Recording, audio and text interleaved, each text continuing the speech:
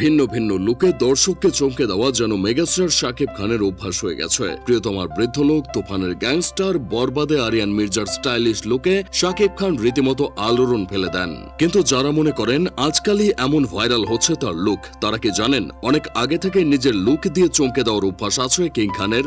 মনে আছে শিকারী সিনেমার কথা? এই সিনেমা দিয়ে টলিউডে নাম লিখিয়েছিলেন শাকিব খান। তার বিপরীতে ছিলেন শ্রাবন্তী চট্টোপাধ্যায়। প্রথম যৌথ প্রযোজনার সিনেমাটিতে শাকিবের লুক ওপারের দেবজিতের ঘাড়ে নিঃশ্বাস ফেলেছিল।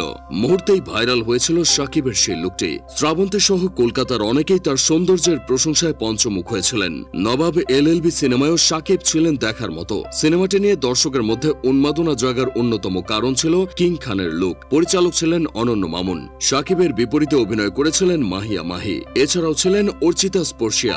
বীর সিনেমায় একেবারে গতানুগতিকতার বাইরে উপস্থাপন করা হয়েছিল শাকিব খানকে। ছিল না স্টারডমের ব্যাপারটি। অনেকটা কেজিএফ এর মতো এই সিনেমার লুক সামাজিক মাধ্যমে লিক হতেই রীতিমতো আলোড়ন তৈরি করে। বড় চুল, দাড়ি গোফে দারুণ লেগেছিল কিং খানকে। কাজী হায়াত পরিচালিত এই ছবিতে শাকিবের বিপরীতে ছিলেন শবনম বুবলি। এ সময় সন্তান বীর গর্ভে ছিল বুবলির। সিনেমাটিতে ব্যতিক্রম একটি চরিত্রে দেখা গিয়েছিল কিং খানকে। আর প্রিয়তমার বৃদ্ধ লোক দিয়ে তো রীতিমতো ওলট পালট করে দেন সামাজিক মাধ্যম। সকল শ্রেণীর দর্শক লুফে নেন শাকিবের লুকটি। মূলত এই লুকের কারণেই প্রিয়তমা সিনেমার প্রতি হুমড়ি খেয়ে পড়েছিল দর্শক। শাকিবের ক্যারিয়ারের দ্বিতীয় ইনিংস এই সিনেমাটির কারণে দারুণ ভাবে শুরু হয়েছিল।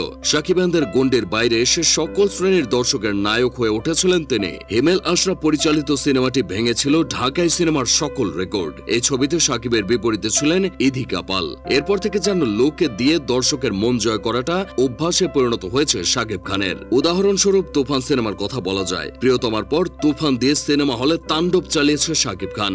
গ্যাংস্টারের চরিত্রে দেখা গিয়েছিল তাকে। 90 দশকের গেট আপে দর্শক উন্মাদের মতো লোভে নিয়েছিল শাকিবকে। ওই জায়গা থেকে তুফানের লুককে আরো একটি ভাইরাল লুক বলা যায়। তুফানের আগে মুক্তি পায় শাকিব খানের সিনেমা দরদ। এতেও বেশ কয়েকটি লুকে দেখা যায় তাকে। সিনেমাটি ব্যবসায়িকভাবে তেমন সফল না হলেও ভিন্ন ভিন্ন লুক ও অভিনয় দিয়ে মন জয় করে নিয়েছিলেন শাকিব খান। তুফানের পর বরবাদের কথা কি আর বলবো, এরকম বস লুকে এর আগে শাকিব খানকে দেখা যায়নি। হেয়ার স্টাইল, অর্নামেন্ট, ফ্যাশন সব মিলিয়ে বলিউডের কোনো হিরো মনে হয়েছিল। বরবাদে তার বিপরীতে দেখা গিয়েছিল ইধিকা পালকে। বরবাদের পর তাণ্ডবেও চমক দেখান শাকিব। এটি ছিল রীতিমতো বোর্ড খাওয়া লুক। তামাটে রঙের শাকিব শুটিং এর সময় ফাঁস হওয়ার দৃশ্য দিয়ে মন জয় করে নিয়েছিলেন দর্শকের। এ সিনেমায় তিনি অভিনয় করেছেন দুর্দান্ত।